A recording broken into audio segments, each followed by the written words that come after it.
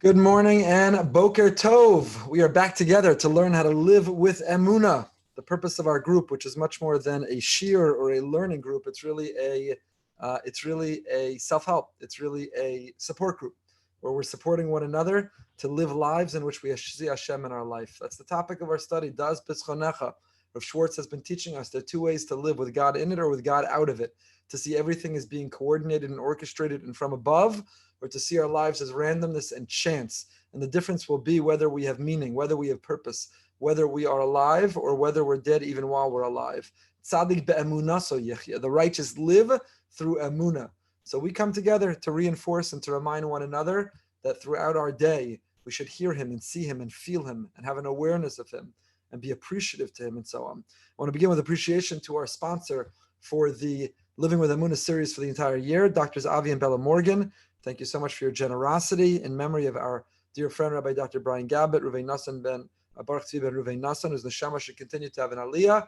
He continues to live even after he's left this world and continues to inspire all of us who knew him every single day. I also want to thank our sponsors this morning, my dear friends, Sal and Leslie Abadi, who are sponsoring in honor of their children, Joey and Marissa. And please God, Marissa is expecting b'sha'a tova u'mitzlachas, that baby should be healthy and well and a source of tremendous nachas to the Abadis, to Joey and Marissa. We should hear only the best of news, and they should have only the best of things, only simchas. Thank you for your generous sponsorship. Okay, we are still working through this essay of Rav Schwartz, the author of the Bavavi Mishkan Evneh, and he has an essay called Da Es Bischonecha. I tried to share the link with you. If you're in our Emunah WhatsApp group or on the Emunah email, you got the link. Otherwise, you can just listen for now. You can actually find this essay online. It's available. So he's been walking us through this attitude and approach that what does it mean to have bitachon? What is a life of faith and trust? It means a life of confidence and calmness. If you're frazzled, if you're chaotic, if you're anxious, if you're worried, if you're hypercritical, if you're envious, if you're arrogant, you don't have emunah. Emunah is not just in that moment. You say, I have faith in God. I turn to God. I daven and I shuckle a lot. I daven and I have a long Shemona Esrei. That's not emunah. Emunah is, I'm always calm. I don't get frazzled. I don't get bent out of shape. I don't worry. Whatever happens is for a reason, and it's by design. And certainly there's a way I hope it will all go down, but even if it doesn't, I know where it's from. I know it's from above. And I walk through my life with the confidence that I'm not in charge and I'm not in control and I'm not alone, but I walk through my life with the confidence that by definition, there's nothing opposing me. There's nothing I have to overcome. There's nothing I have to battle. Externally, on the surface, I'm battling from when I wake up till I fall asleep. But internally, when I harness my best self, when I have that LASIK surgery and I see the world through the proper lens, then I see God absolutely, absolutely everywhere. And we'll come back to that more in a moment.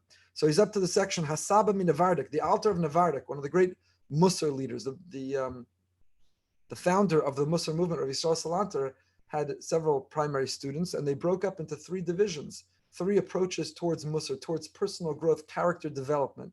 And they were Slobodka, Navardik, and Kelm. One focused on the greatness of man. You know, we're just beneath an angel.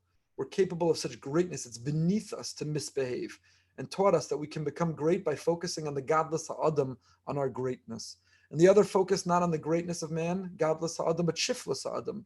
Do you know, you think you're great?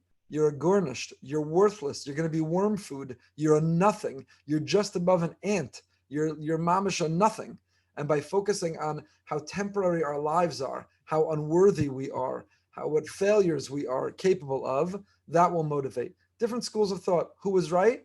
It's not a matter of who was right. Different things appeal to different people in different times. It speaks to different parts of who we are. And the truth is, we need a mix of both. Sometimes when you're feeling down in the dumps, you need to be reminded of godless ha'adam. You're great. You're capable of greatness. Do you know who you are? You're royalty. You're a prince. You're a princess. You're a child of God. Do you know who you are and what you're capable? Do you know what you carry inside yourself? Do you know how much he loves you and cares about you and is guiding everything in you? And sometimes you walk around and you think, I'm a child of God. I'm royalty. I'm all that. You have to be reminded you're a garnished. You're future worm food. You're a nothing. You're pathetic oisvarf.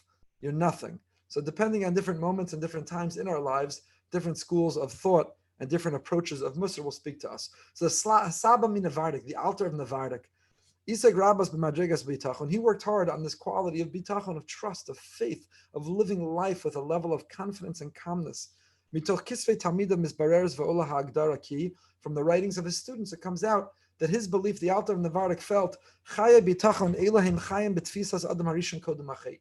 The lifelong pursuit and the lifelong effort to live with faith and trust is a lifelong journey of trying to get back to the status of Adam Harishon, of Adam, before the sin that expelled him out of the Gan Eden. Nadgish ki agdara zu hina or gadol lava b'shari hamusay v'nidom b'chlolish nikra bitachon nevar meicha nava hagdara zu. So he said, I want to accept. Schwartz says, let's unpack what that means. What does it mean that our whole lives we're trying to go back to the garden? We're trying to go back and break back into the Garden of Eden, to Gan Eden. We want to get back to the level, the status of Adam Harishon, of Adam, before he made that fateful mistake that changed the course of all humanity. Lashon HaMedrash tells us, Zman hayalo la'adam rishon she'yikanis l'gan. There was a time that was to deposit Adam in the Gan Eden. God created a world, 6 days of creation, and the time came to deposit Adam inside the garden.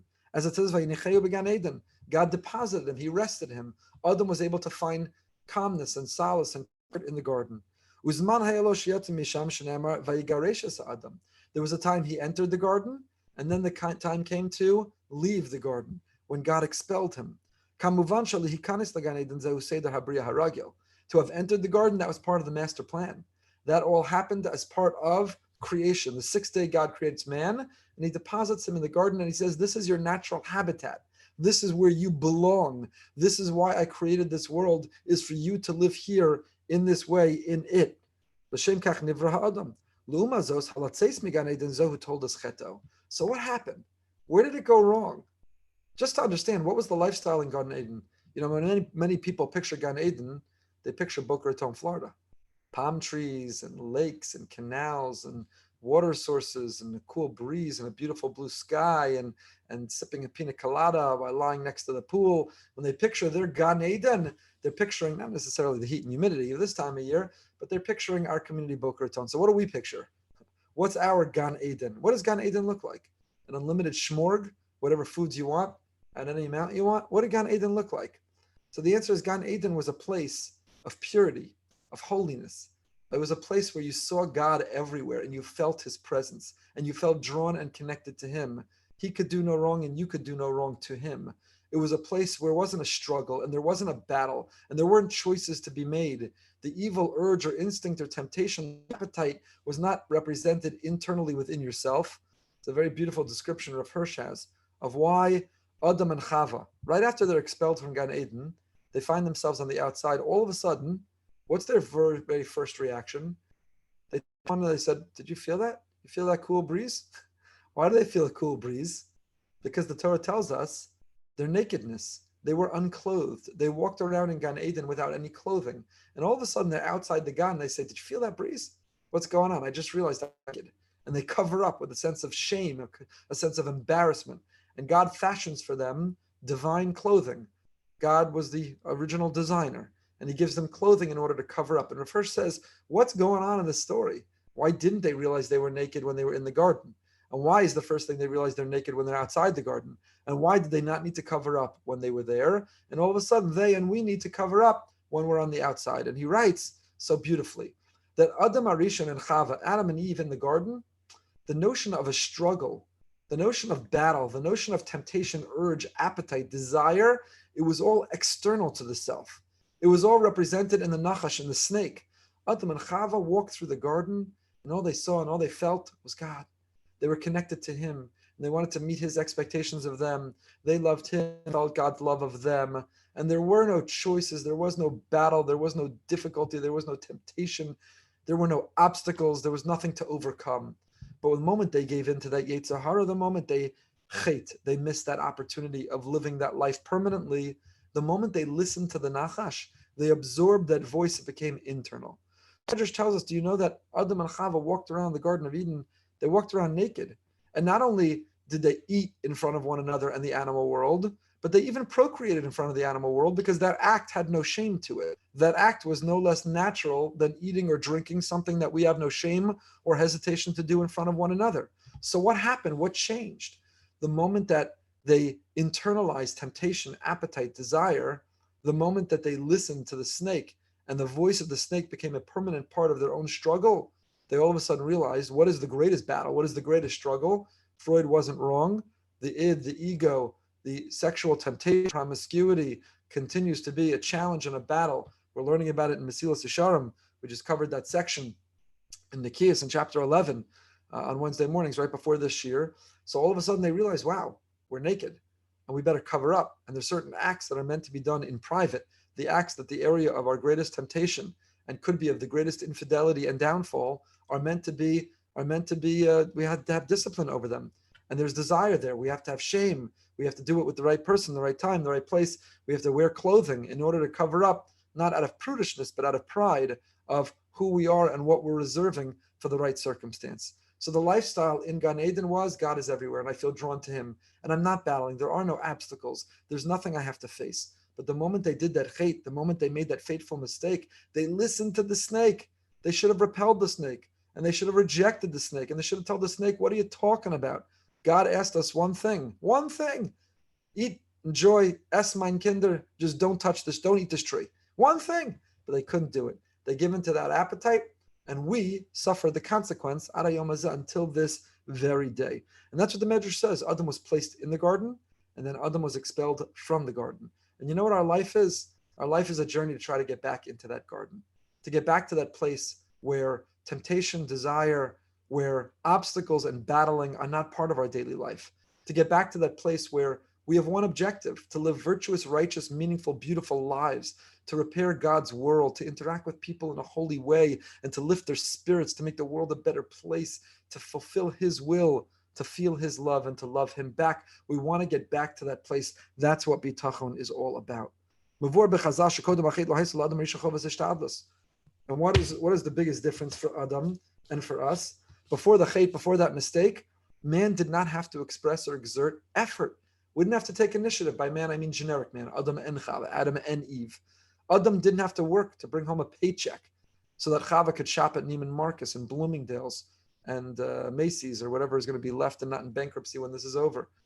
Chava could shop to her heart's desire. There were no limits on her credit card. Adam didn't have to work hard to draw an income in order to be able to cover it, to pay for it. Chava didn't have to buy the ingredients and spend all day in the kitchen to cook dinner for her and Adam and their whole animal kingdom, but rather everything was prepared. God provided everything. It's like a kola life in Gan Eden. It was all covered from God. It was all provided from above, and they blew it. They wasted that chance.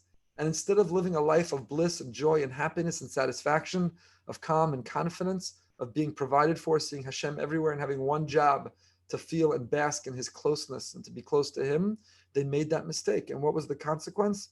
Hishtadlus, effort. In the Garden of Eden, the angels were running the all-you-can-eat barbecue, and the angels were tending the bar and mixing the drinks. That's what the Medrash says. It's pretty much like a Pesach program. Basically, Gan Eden was this unlimited Pesach program. You went from the shmorg to the all-you-can-eat barbecue, to the tea room, to the nightlife, only nobody had to work to pay for it. It was covered and it was open and available to all, the unlimited bar. So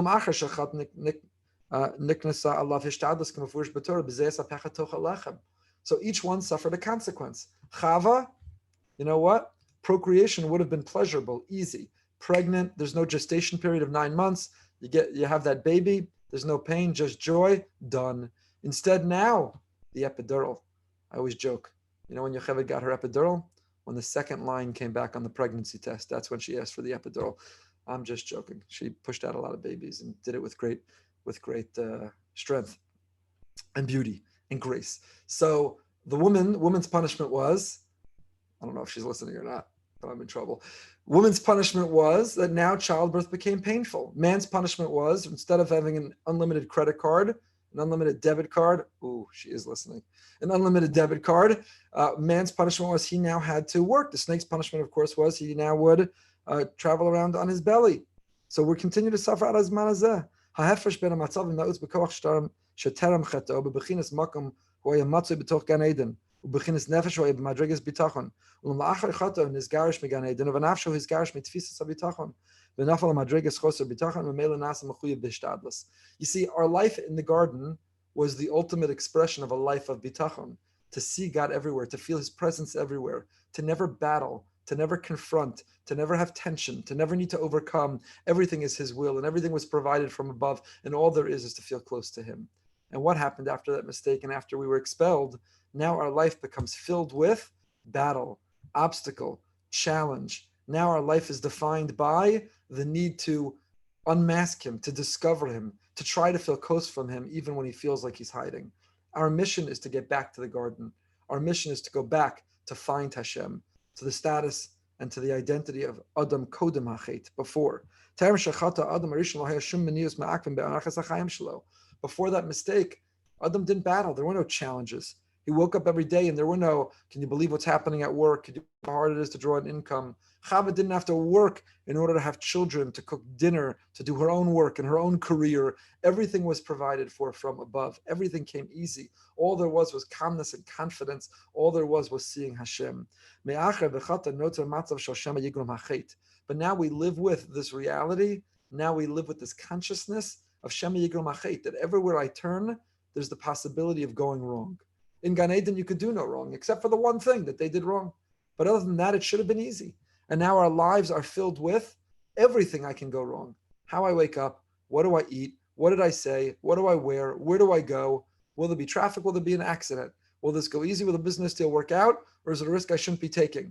Having another child, am I bringing a child into this world, a world that was worth bringing a child into? And will that child, God forbid, pose challenges, illness, sickness, physical, mental, emotional, health, where life is surrounded and riddled by challenges? And our mission, our mandate is to peel back the challenges and to discover Hashem below, to go back to the garden, to get back into the garden together, to get back to a life that even though now we need to make effort, even though now we need to take initiative, even though now we face what feel like battles and challenges, nevertheless, to see him, Hashem, everywhere, and to realize that he's as much a part of our lives as he was Adam and Chava before that mistake. The result of that mistake is that now we see battles. Now we see our own fragility and vulnerability, our own mortality everywhere we turn. There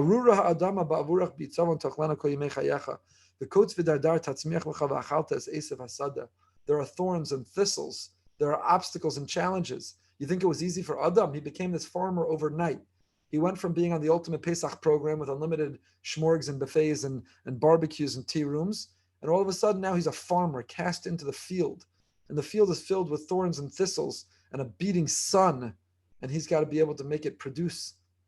He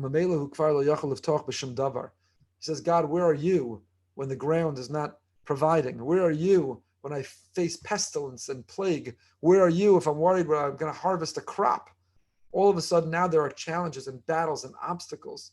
It doesn't come as easy, and yet the mission remains the same, which is to reveal and to uncover and to find Hashem everywhere we go, to get back to that status, to get back into the garden. I'll just share with you, I wrote my article for this week, but I'll share it with you here also, is that this is part of the holiday of Shavuos. We associate the holiday of Shavuos with learning Torah, something you do indoors, with air conditioning, under the comfort of a roof, protecting us from the rain. And you open our beautiful Sfarim, our beautiful Torah tomes, our beautiful books, and we study Hashem's Torah indoors. But the truth is, Shavuos is meant to also be celebrated and experienced outdoors. It's not a coincidence that when God creates man's first discovery and interaction with God takes place where? In a garden. And when we receive the Torah, God doesn't say pack into the convention center. He doesn't say pack into the stadium. We're outdoors at a mountain, and there's lightning, and there's thunder, and there's grass, and there's flowers, and there's nature. We see and we find Hashem in that natural world and among the natural phenomena. And when we are attuned to it and connected with it, when we are looking for it, we can discover Hashem everywhere. We can go back into the garden even after we've been expelled. If we live with that level of mindfulness and consciousness, if we choose to see Hashem everywhere that we are. And I wrote, and it's true, last night was our first mincha back at the shul. And yesterday afternoon it poured all day, rain and thunder and lightning. And Linda, we came to shul and there was a magnificent rainbow that went literally from one end. We saw the entire rainbow to the other. Rainbows are a complicated area in Jewish thought and Jewish practice. But there was a beautiful rainbow. And that storm all afternoon, in fact, cleared the humidity in the air. And if you went out last evening, it was a beautiful night. And there was a breeze and the cloud formation and the clouds had a magnificent orange reddish glow from the setting sun. And as we davened mincha, the birds were chirping. And I stood there and I said to myself, how badly I wish we were back inside, how much I miss the Aron Kodesh and standing at a shtender and looking out at our kahila without masks on their face, how desperately I looked for it. But you know what? There was something special about being outside still, hearing those birds chirping and seeing that sunset and feeling that cool breeze and saying, Hashem, you're everywhere. You're enveloping me. You're hugging me. I feel I'm with you. I'm in the garden. You're back with me. You're back everywhere. And so receiving the Torah, going back to the garden, going back to the mountain, that's what Har Sinai is. We actually, in the ideal form, we're in shul on Shavuos, and we hear the Torah read from a platform, from a bima, which represents the mountain. But even when we can't go back inside the shul, we got to go back outside, back to the mountain, and see the flowers and the fauna, and feel Hashem's love through the nature and through His natural order. It's what Shavuos is about. True Shavuos is about Zman Matan Torah, the time that we receive the Torah, but it's equally also about Zman Chag HaKatzir, the holiday of harvesting. The farmer who spent all that time and had to take that initiative and effort now reaps the fruit of his labor, quite literally, brings in his bounty and says, all this natural, the tan from the sun I have, and the hard work, the calluses on my hands, they're all a testament to you, God. I see you through what I was able to grow, what I was able to bring in, what I was able to harvest. It's what the Chag HaBikurim, it's also the holiday of the first fruit, those first fruit that we find that we're bringing in. Why is this meaningful to me? I share this with you not for your sympathy, and I know that you would offer your heartfelt love to my family, but because I want you to learn from someone extraordinary in my life that we lost. My first cousin, my father's sister's daughter, Missy Stein, Melissa. Maybe some of you met her when she's been to all of our simchas here, but she lost her 20-year battle with cancer this week. She was first diagnosed when she was 35 years old, and she went through 4 bouts of cancer. And she pledged at the first one that her children would grow up with their mother, her 5 children. And in fact, her youngest went off to college this year, and this is when she lost that battle. Nearly 20 years of relentless, tenacious fighting and battling. She was of extraordinary strength, an amazingly remarkable woman. She was really special and really special to our family. And one of the terrible casualties of this horrific pandemic is the inability. We were supposed to go spend some time with her at the end of her life to be able to say goodbye. We couldn't do that. Obviously couldn't be at a funeral or pay a proper shiva call or even be together. So I just share with you in her memory, but really because there's a lesson to learn, and it's a lesson for our living with Emunah. And it really fits in exactly, because everything is orchestrated from above. It fits in exactly with what we're learning in this section from Rav Schwartz. And I'll just tell you what one of her daughters, Gavriela, said at her funeral. It really moved me so deeply. Missy's boundless energy and her wild laughter, I knew all of that, and I loved her and felt so close to her. But this part I didn't know. Gavi described that often they were late to school. And they weren't late to school because Missy lacked punctuality or promptness. Missy was very punctual, very responsible. Why were they always late to school? So Gavi said the following amazing story. She said that my cousin Missy had a digital camera that she kept under the armrest of her car. And invariably on the way to school, she would see something out the windshield that would catch her eye. A beautiful flower, an animal, a landscape. There was something that would catch her eye, and she couldn't help, but she would literally pull over.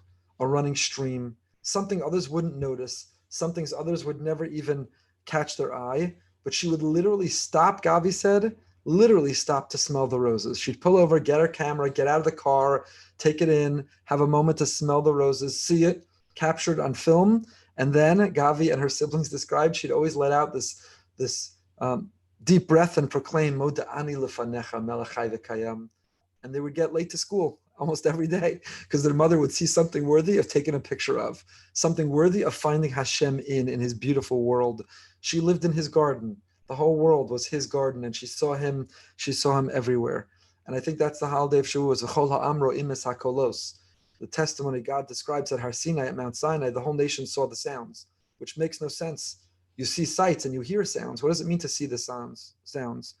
So one of the most beautiful explanations is that in that moment, all of their senses were heightened. They were living in high definition and full color. And therefore, they even saw the sounds. There are people who live in black and white, in monochrome. There are people who are going through life and they see nothing. And there are people who are living in high definition. The whole world is jumping out of them. The whole world is 4-dimensional. It's jumping out at them. And that was my cousin Missy. Everything she did with gusto. Every conversation was accompanied by sound effects and hand gestures and facial expressions. She lived life with all of her senses, and she therefore saw Hashem everywhere. And that's this holiday of Shavuos, not only to be indoors, but to go outdoors, to go back to the garden, whether literally or figuratively. One of the beautiful things about this, the silver linings, if it's fair to say that, in a pandemic, is every Shabbos and every Yontif, since this broke out after Purim, every Shabbos and every Yontif, and many days in between, I've gone for a walk. How many walks did I go on for the 20 years prior living here in Boca? Not many. But every Shabbos and every Yontif, and many days in between, I've gone for walks. And I take a different one of my children. Last night, Yocheved and I took a beautiful romantic walk to the mailbox and back. But I've gone for a walk. I've gone for walks every Shabbos. And you know what you see when you go for a walk in Boca? And I'm sorry if you don't live here, and I don't mean to be insensitive. You walk around one of our magnificent lakes, and you see iguanas and lizards, and you see mother ducks with these beautiful ducklings that we're watching grow up in front of our eyes. And you can see frogs and fish literally in the water, and you see flowers, and you see, it's extraordinary what you see. It's extraordinary. We can go back to the garden, and we can see Hashem everywhere before our very eyes. And we can either live lives where he's absent, where he's invisible, where we wonder where he is. We can live lives of doubt and uncertainty. We can live lives where we're battling, everything is a battle. Or you could live life where you say, wow, stop and smell the roses. I'm going back to the garden. No matter what I have to do externally, no matter what I have to face or confront or overcome. My cousin Missy spent literally half of her life fighting cancer, going through treatments, getting rid of it only for it to come back again. But she was never a victim. She would never describe herself as having to fight or battle. She felt privileged and blessed through the beautiful things in her lives. It's a mindset. It's a choice that we make. And I know so many of you, and even I struggle. I don't want to make it sound like this is easy or comes easy for me. I know we say, well, how can I? There's doubt and there's uncertainty. People are going through particularly challenging times and waiting, God forbid, for a poor result of a medical test, or wondering how they're going to put food on their table, or concerned about what will be. It's not easy. But be the pilot, not the passenger. Be a thermostat, not a thermometer. Every cliche I've thrown at you for the last many years that we've been learning. We have a choice. You're in control. Decide who you want to be. Decide who you want to be. You want to be a victim? Do you want to be a passive spectator to your life? Or do you want to control those thoughts and those urges and those doubts? Do you want to go back to the garden together? Do you want to walk around that garden and hear the birds chirp and see the animal life and see the magnificent natural world and natural phenomena and feel the cool breeze against your face and the warmth of the sun on the back of your neck and say, that is the biggest hug from above. It's all Hashem. No matter what I have to confront or face, no matter what obstacles feel like they're in my way, the truth is the world is operating in harmony. It's his universe. He's the conductor. He's in charge. I see him everywhere. And I'm grateful for what I have. And I love him. And I want to be close to him. I want to get back to Adam Kodem Achet. I want to get back to Gan Eden. I want to go back to the garden together. Hakesher ben shtei ha'agdaros, we'll do a little bit more. Hakesher ben shtei ha'agdaros, shechai bitachon im chayim ba'olam she'im bo hisnagdus. Utfisas adam harishon kodem achet muchrach. Sho'ei lo titachein metzius gezu shemarecha she'im bo koach ha'misnagid. Ela ach v'rak ba'olam she'im bo chet. Heyosh metzius achet atzma hu tfisas hisnagdus la'adam. You see, in Gan Eden, what characterized the Garden of Eden, what defined the Garden of Eden lifestyle was that there was no opposition. There was nothing that had to be confronted. From the moment Adam and Chava woke up in the morning till they fell asleep at night, everything came easy. Everything was simple. Everything was straightforward. Everything was clearly the way it was meant to be. There was no obstacle. There was no tension. There was nothing that had to be faced. Because before a world of Chet, what is Chet? We've translated this so many times, those who've been learning with me for many years. What does the word Chet mean?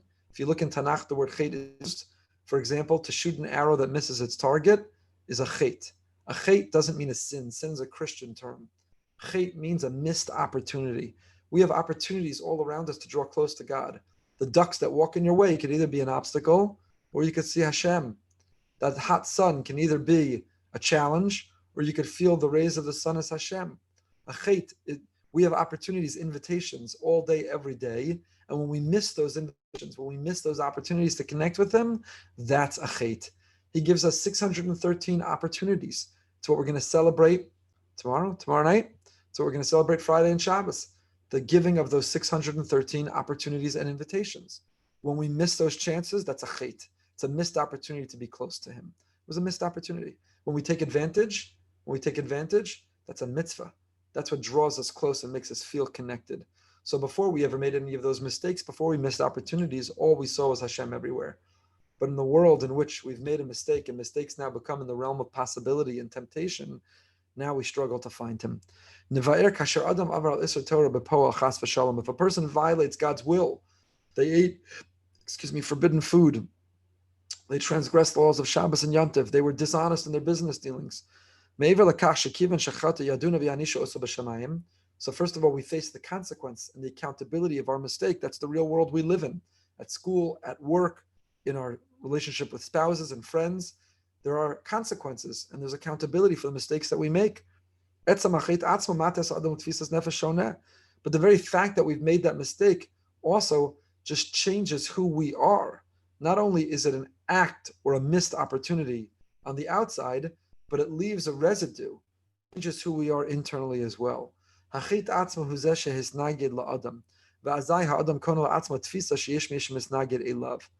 chait, in other words, now that voice that says you're allowed to ignore, you can miss opportunities, you can make mistakes, that voice now becomes part of the inner dialogue that we go through all the time. It's an inner dialogue that takes place on a regular basis.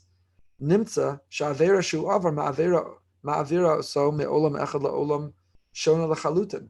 So the fact that we made that mistake and we now undergo this inner dialogue and struggle within our own minds and our own head now changes us from smooth sailing and easy breezy to having to fight, and to fight bitterly to do the right thing. We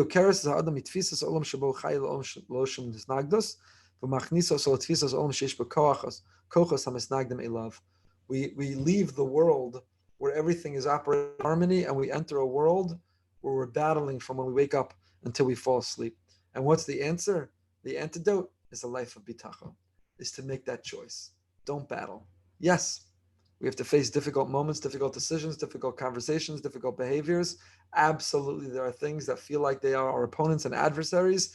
They are the obstacles and impediments. There's no question they surround us. But what is our attitude and approach towards them? Do we have to give in to them? Do we choose to battle them? Or do we see Hashem behind them, orchestrating it all from above, the harmony of the universe, going back to the garden and finding that connection, that closeness, that special relationship with Hashem? That's the essence of this holiday. That's the essence of the mission of our lives. And that's why we do this together. It's hard to do alone, but together we can go back to the garden. Together we can turn back time. Together we can go on this trip to see him everywhere, to draw strength from one another. And so I bless you and all of us that we should go back to the garden, take that deep breath and say, Moda'ani lefanecha, to walk around that literal or figurative digital camera and take snapshots of Hashem everywhere and in all of nature and the natural phenomena, that we should be blessed with all of the highest and holiest things a person can have, good health and happiness and holiness, to have children, to have nachas from children and grandchildren, healthy grandchildren. I want to bless all of you. Thank you for joining me and wish you a wonderful day. Don't forget, behind the bima tonight, 9 p.m., special guest, great sponsors, myphoto.com. You don't want to miss another amazing episode. If you're watching on YouTube, please subscribe to our channel. Even if you're not, feel free to subscribe. Wishing everyone a great, great day.